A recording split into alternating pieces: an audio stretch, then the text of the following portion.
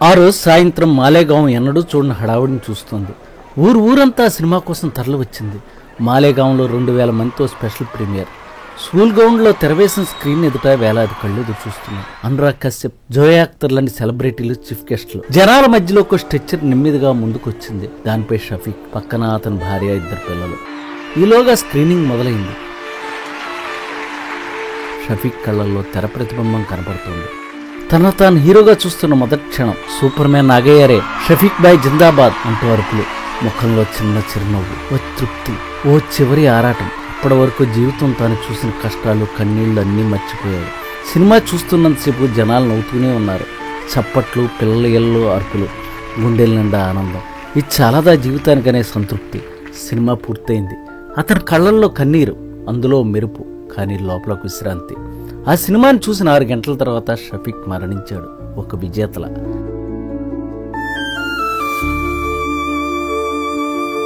ఇది కథ కాదు, మరణం చేతిలో గెలిచిన ఓ పేదవాడి గాథ. ఆ పేదవాడిని గెలిపించింది ఒక సినిమా. ఒక సినిమాని క్లాసిక్ గా మార్చేది దాని ఎండింగ్. షఫీక్ జీవితాన్ని ఒక క్లాసిక్ గా మార్చింది సినిమా.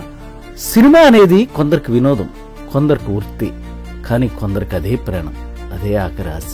చాలా మంది అంటూ ఉంటారు సినిమాల్లోకి వెళ్లి జీవితం పాడు చేసుకోకని. కానీ వాళ్ళెవరికీ తెలియదు ఒక సినిమా ఏం చేయగలదని. ఒక సినిమా నిన్ను ఒక స్టార్ని చేస్తుంది, కొన్ని కోట్ల మంది మధ్యలో నీకు ఒక రూపం ఇస్తుంది. ఇదంతా సక్సెస్ అయిన వారి మాట.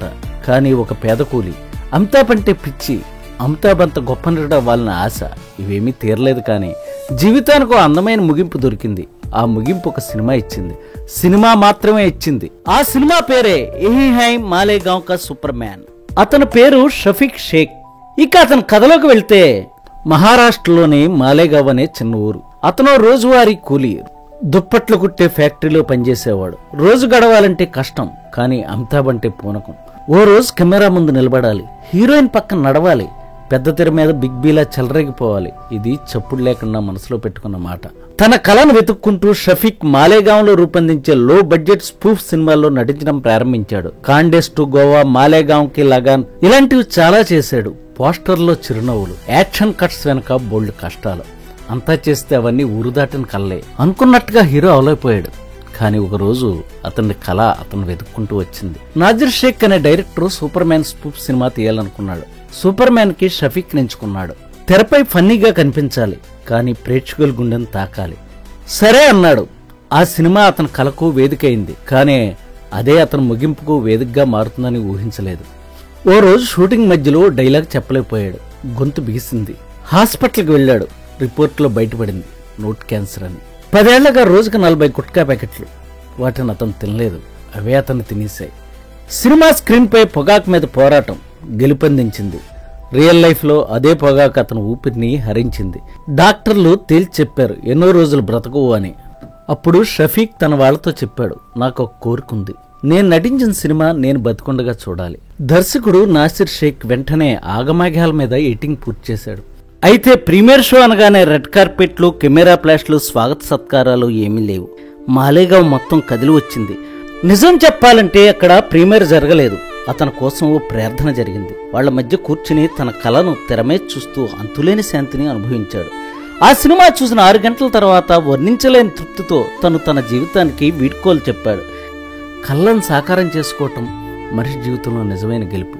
ఆ గెలుపు ఎలా ఉంటుందో చెప్పే వాస్తవ ఘటనే షఫీక్ జీవితం. క్లైమాక్స్ లో హీరో ఒక అద్భుతం చేసినట్టు సినిమా కూడా షఫీక్ జీవితంలో క్లైమాక్స్ లా నిలిచి ఓ అద్భుతం చేసింది. ఇది అతని సక్సెస్, అతని క్లైమాక్స్, అతని ఫేడ్ అవుట్. ఈ కథ అక్కడితో ఆగిపోలేదు.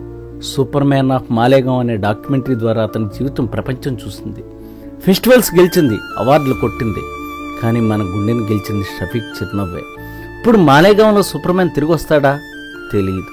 కానీ సినిమాలు ప్రేమించే వాళ్ళకి, కళలను పటిష్టంగా పట్టుకునే వాళ్ళకి షఫీక్ నిరంతరం గుర్తుకొస్తూనే ఉంటారు.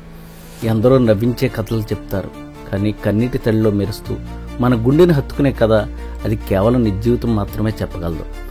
ఈ ఇన్స్పిరేషన్ స్టోరీపై మీ అభిప్రాయాలు కింద కామెంట్లో షేర్ చేయండి. అలాగే పలానా డైరెక్టర్ కానీ, నటుడు కానీ ఎవరిదైనా ఇన్స్పిరేషన్ స్టోరీ చెప్తే బాగుంటుంది అనిపిస్తే ఆ విషయం రాయటం మర్చిపోకండి. Thank you. ఇలాంటి ఎన్నో అద్భుతమైన ఫిల్మ్ ఇన్స్పిరేషన్ స్టోరీస్ కోసం like, share and subscribe cinema secrets Telugu.